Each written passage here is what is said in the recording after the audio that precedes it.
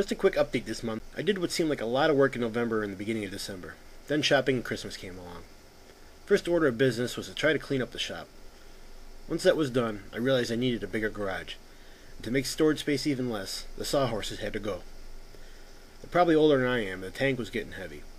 I screwed 2x4s to the bottom of the tabletop, which brought the height of the tank off the floor to close to actual ground clearance. I figured I'd jump in and give it a test fit. It turned out to be tighter than I expected. I won't be able to stretch out in here. I also have to modify the seat I made to give me a little more headroom. I've been staring at it for a while and decided it was time to play with my new router, so I started working on the turret ring. First step was to modify a roller chain, and I quote, in a way in which it was not designed to be used. Cutting the outside links of the chain allow the chain to bend while laying flat in the groove of the turret ring. This way the rollers can ride on the guide in the turret base. Here I was testing the curve of the chain after I cut and secured the turret base. The panel in front is where the driver's hatches will be. These will be non-functioning, as they will be too small to use, and there will be one less place for water to get in. I then routed out the channel for the turret chain guide and the inside of the base. Forgetting to take a picture, I moved on to the turret ring. Using a piece of 3/4 inch plywood, I routed out the chain groove, the slots for the power bars, and then the rest of the ring. Due to the way the plywood is made, and the closeness of the slots, I had several issues with the wood between the slots breaking out. I had to stop halfway through the ring for a few days and decide if I was going to continue with it or try something else.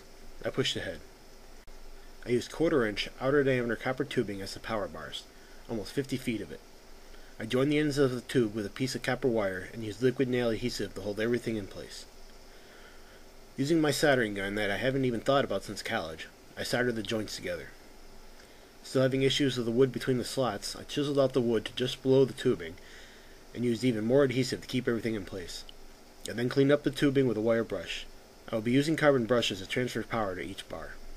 Flipping the ring over, I drilled holes down through to each power bar and soldered on a wire lead. I then filled the holes with liquid electrical tape. I used hanger bolts to mount the box for the wire leads. When I installed them, one of the bolts hit one of the power bars. Guess I know which one's the ground now.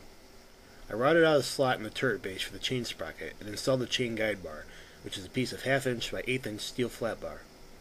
The turret ring will be held in place using 3 skateboard wheels and quick release brackets I designed. The hatch opening in the turret will be too hard for anyone to get into or out of in an emergency. The brackets will be held in place using the same kind of pins that hold the control handles together. Removing the pins allow the brackets to fall away and the turret to be pushed off the tank.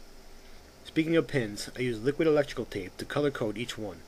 The black ones are for the control handles and the red ones are for the brackets. I'm using red throughout the tank to indicate safety. Other red items include the fire extinguishers, power lights, and the safety toggles for the gun trigger and hit indicator. Depending on how much progress I make this winter, I'll shoot for the end of February, but I may not post another update until the end of April. I hope everyone has a safe and happy New Year's, and I'll see you next year.